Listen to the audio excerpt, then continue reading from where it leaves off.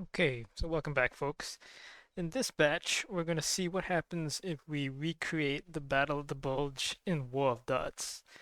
I think this is the longest game that I've played. It goes on for I think an hour. We're about to find out.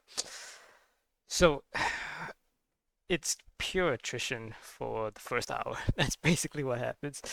But trust me when I say that the final play is gonna be worth it. All right, yeah. So just stick around.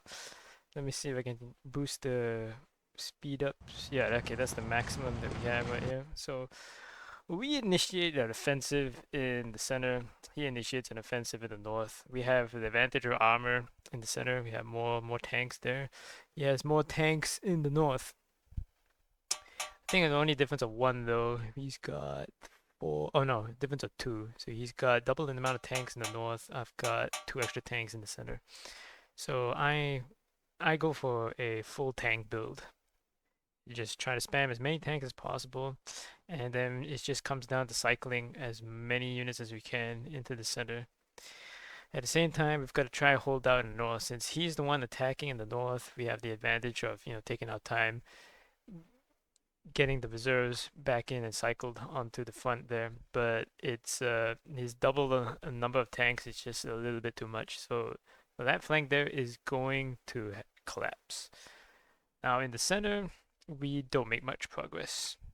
It's despite having the two extra tanks, we couldn't quite get an advantage going. We've pulled back, made a little truce. We have replenished the morale. Now we've gone in back on the offensive, and now we're doing damage. In terms of casualties, we've been doing most of the attacking in the center, so our casualties are actually higher. In terms of troops, we are still dead even. We've managed to hold in the north. His tanks are depleted. We've cycled in a ton of light infantry. We're trying to get another tank back in there, one that was heavily damaged in the initial engagement. Now we're making slight progress in the center now. It's still not enough though.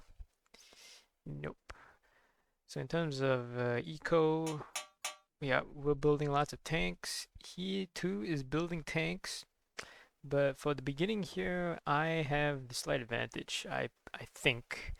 I think he holds out for just a little bit longer before spamming more units. So we get a breakthrough in the north. We get an encirclement, and we wipe out his entire northern front. We got a little bit lucky there. I think he was just not paying too much attention. Once we got the breakthrough there, he was trying to micro in the center. So we completely wipe out the northern side, and we are now up by 20,000 troops, and we have the entire northern shore. Now the problem is that I find out here is that it's just too far to cycle units by holding this territory here. We try to go for the city. We get really close, actually. We get quite close to capping it, but it's just too far. And most of his units are there. We are still trying to push into the center, but we do not have enough of a numerical superiority to fully push an overextended line just like that. So it doesn't work out, and we retreat back off to the shore on the outside of the northern side of the river, and then we set up a defensive line. In the meantime, we are now going to commit more troops into the center and try and force a breakthrough there. The south does not get played just yet. This is a game where the entire map does get played, but unlike my previous really big battle, uh, this time the entire map doesn't get played simultaneously, right? This is a more methodical and traditional game of war for dots, where it's usually just one or two fronts that gets microed by both sides, and then those fronts determine the outcome of the game.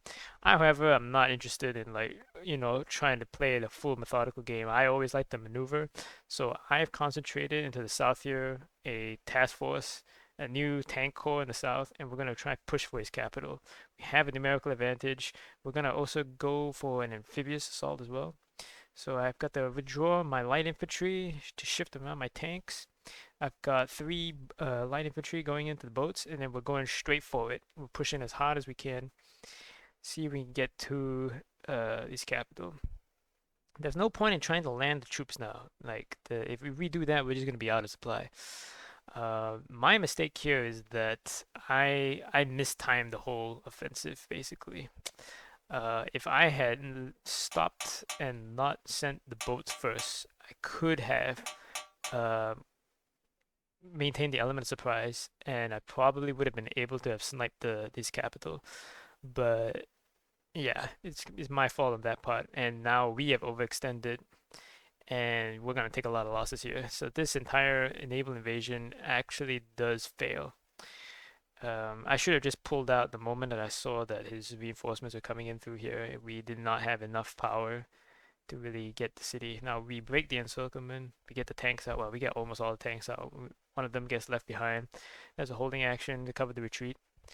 In terms of casualties, we are still up. We are way, way up. And now the numerical disparity in troops is now in his favor by 30,000. So I had the advantage. I made a play. It didn't work out. And the play was, once again, naval invasions, they are super risky. And this time it actually was viable because this is the first time I'm watching the replay. I didn't quite know how many troops he had in reserve. But now looking at it, it really did just come down to timing.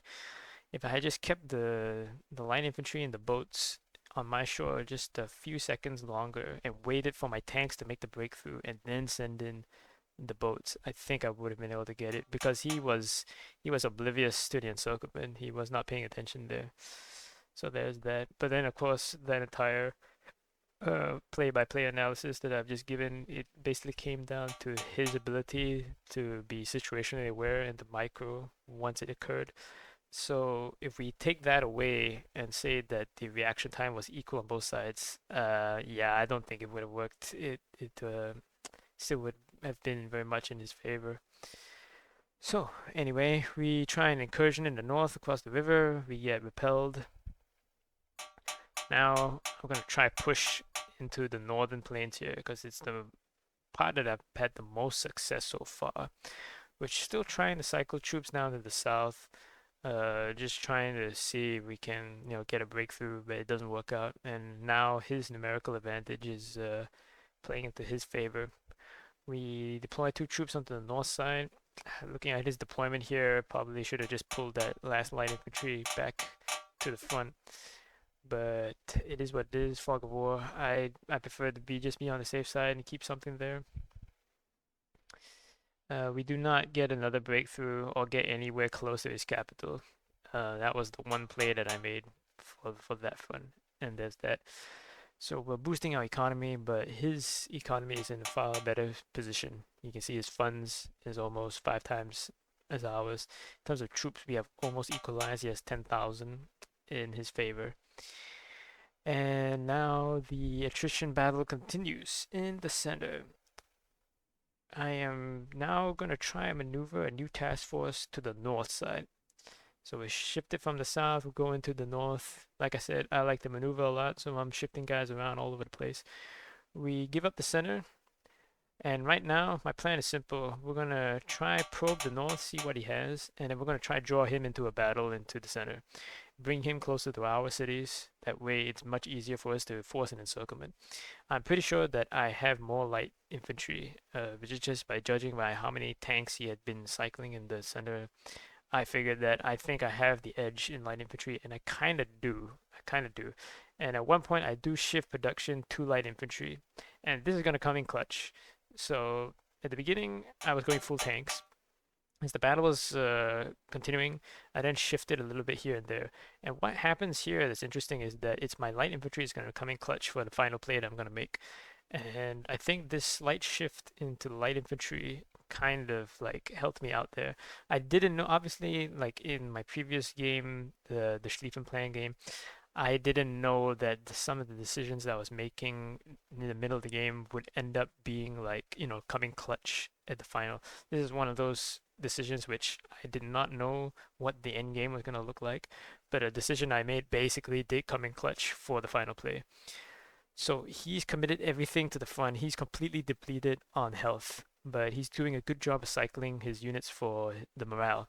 And his units in the reserve here are also all tied up because I'm deciding to send my tanks across the bridge on the north side.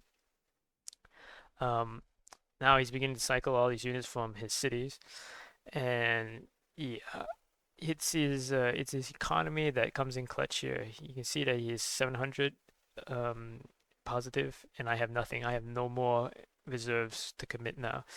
And in the battle of attrition here, it's just not enough. I did not have enough of an advantage to really break his lines or kill enough troops. We have equalized the troop numbers, but that's about it. Now my northern task force is gonna get slaughtered here. I thought that my 3 tanks could do enough damage to wipe out his reserves, which were all depleted, but that was not the case. We are just too damn close to his cities that he can cycle his units really fast.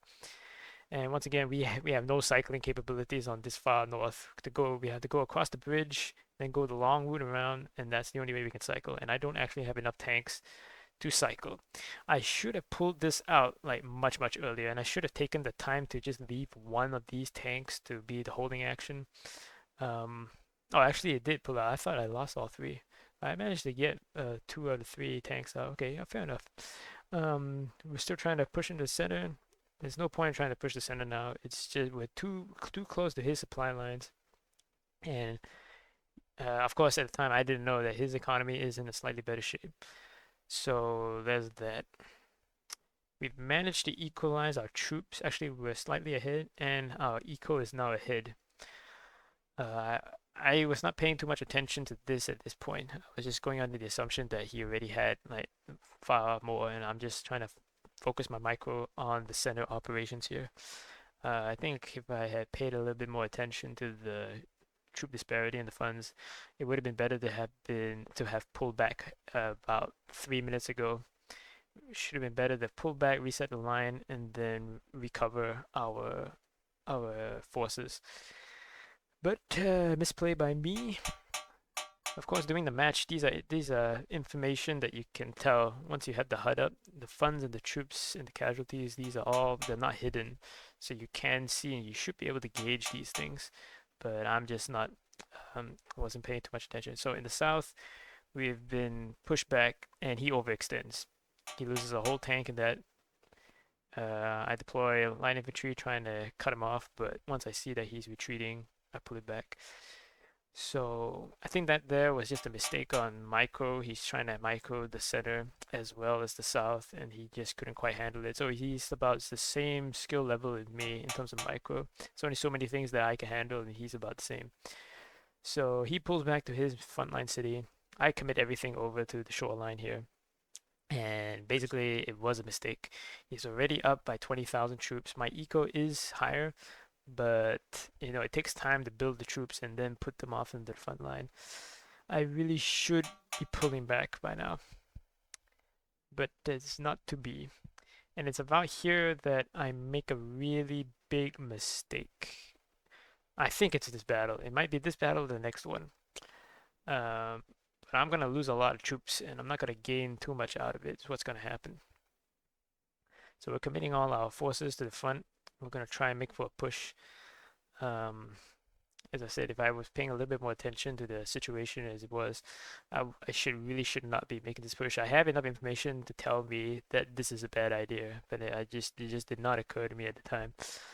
So we're pushing hard. We're taking some serious losses. I lose about 2-3 units on the front line here. He's cycling his southern front. I don't pay too much attention to the south, and even if I did, it's still not enough power in the south to have made any good big plays.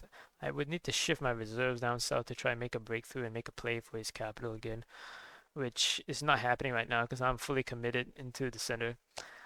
And right about now, he is ahead by, oh, I'm still ahead by 10,000. I'm getting really good trades in this battle. That's surprising. We're depleted now. We are way too, yeah, we are very much depleted. We can see by his reserves in the back line here, he is way too much. So yes, finally, I make the right decision and I pull out. So we're gonna reset the defensive line, the shortest end of this isthmus. I'm trying to keep this area here because there's a pass, right? The mountain and the lake, there's a pass through the hills where you can fit one unit in. So I'm thinking to myself, maybe I might be able to make a play to go down through this way. and maybe make a pincer through the south. That's not gonna happen though.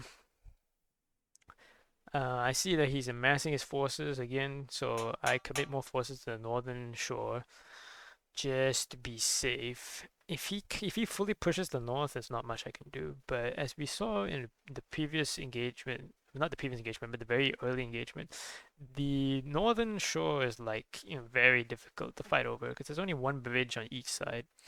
I do have a city on this side, so it is easier for me to defend, but to attack, nah, it's too damn hard. So he goes off for a naval invasion. He crosses with 2 light infantry. I was not quick enough to react because I'm trying to go for the south again. And basically, we had to give up the northern shore. So I'm gonna pull these guys back, but I think I lose 2 of the units here. Yeah, I need to really pull back now. I'm trying to micro the south. So this happens here. Yeah, 1 unit gets encircled. I lose the tank. Yeah, we take some serious losses up there. So we're pushing for the capital again. We do not have enough of a numerical advantage because once again, he's defending. The defenders always have an advantage. Their morale doesn't deplete as fast if you're attacking. And then once your morale fully depletes, your combat effectiveness basically decreases. We try to go end around, but there's no point in trying to like get an encirclement because the city can only supply up to 5 units. So even if we create a pocket, he has only 5 units there, so it wouldn't deplete anything. Now here, this is the big mistake. I was not paying attention. I was trying to reroute my units to cycle out, but I get encircled, and around about here that things get really bad. I take losses which I cannot replenish now. His economy is in a much better position, and now he has about 50,000 more troops. That's pretty 50,000, I would say, is strategically decisive in the right hands of the right player.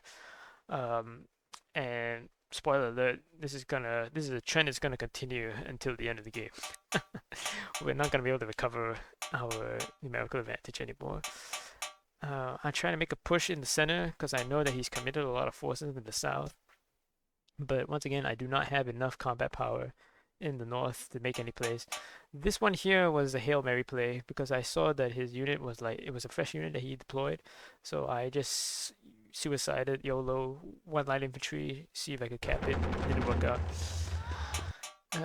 Lose another tank in the south, lose another light, we're gonna lose another tank. I'm pretty sure all these guys do actually die here.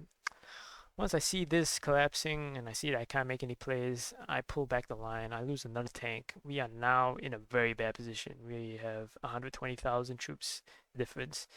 He almost has double the amount of troops. It's around about here I realize, okay, we need to stop attacking because that's a recipe for disaster. Trying to reform the line here. Trying to get more reserves committed to the south. Now comes my big play.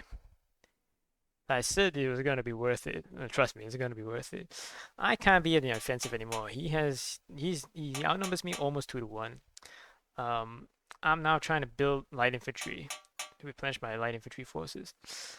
And now what we're doing is we're going to draw him in. All right, we've got I lose a tank here to careless mistake.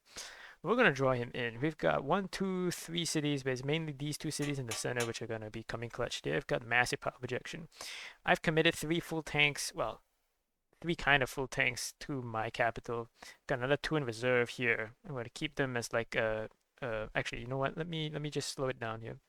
Okay, here's the play, right? I've got enough defenders here at the capital. This is calculated. 5 tanks plus the 2 in reserve in the south. Everybody else here, I've keep these 2 guys this far off so that he doesn't get line of sight, so he doesn't know what's going on. I've also kept a couple of units in the back to make sure that he doesn't see, right? And our plan is very simple. We've drawn him out this far. We have the advantage of our power projection, aka quote-unquote supply lines. All we need to do now is just try and go for an encirclement, right? We have far more power projection capabilities than he does. And this is basically the play. We've drawn him all the way in. We've got him as close to our cities as possible. He's actually at the doorstep of our capital. Now we gotta make the play. Now he's line infantry. He's doing really good screening on his flanks here. But he hasn't seen tanks that are kept in reserve here. They're gonna push in from here. The other thing that he doesn't pay too much attention to is in the north side here. I've stacked up my tanks trying to cut across this side here, and upon seeing that he has light infantry on his one flank here, this was like a massive mistake on his side. It's then here that I start to commit whatever reserves I have, and also all the units that I cycle, quote unquote, in and out. I'm not gonna be doing much cycling anymore. This is like the end game. I've talked about this in another video of mine. The plays that you make in the end game of War of Dots is very different from the opening. You can't afford to fully commit all your troops to make one last play at the end. You know, it's just like chess. You can the strategy and the strategic gameplay sort of evolves as the game goes on. So you can make plays like this, and then it pays off. If you're trying to make a play like this at the opening, it's just a mistake. The person who's playing the long game, playing for eco, he will come out on top. Now he's not fully committing his reserves. Everything he's got, he's not pulling in. But it's a little bit too little, too late. Our capital, sorry, is about to fall. We've only got one tank left, but we have the breakthrough that we were looking for, and now we're gonna push in as hard as we can. And here, the couple of light infantry units come in a little bit clutch. We are able to get the massive encirclement, Battle of the Bulge 2.0. We now just have to prevent his units from his cities from linking up with the encirclement. And it's around about here, like I said, our cities are right here, right? Our power projection is far superior to his. We only need a handful of units to really fully encircle, and that's it. That's his entire army encircled right there. And there's not much he can do because right now we have the position. We just play for defense. We just leave the units there, let him come to us and attack. We have defender's advantage at that point. He concedes the game, and that is it. Yep, that's another, I would say, insane comeback because we were down by like 120,000 troops at one point, and yeah, his economy was also in a far better position. But it just came down to, once again, a war maneuver, a good plan, good strategy, a couple of light infantry units to come in clutch here and there, and yeah, it was a good game. So if you enjoyed this video, please like and subscribe, and I'll see you all in the next one.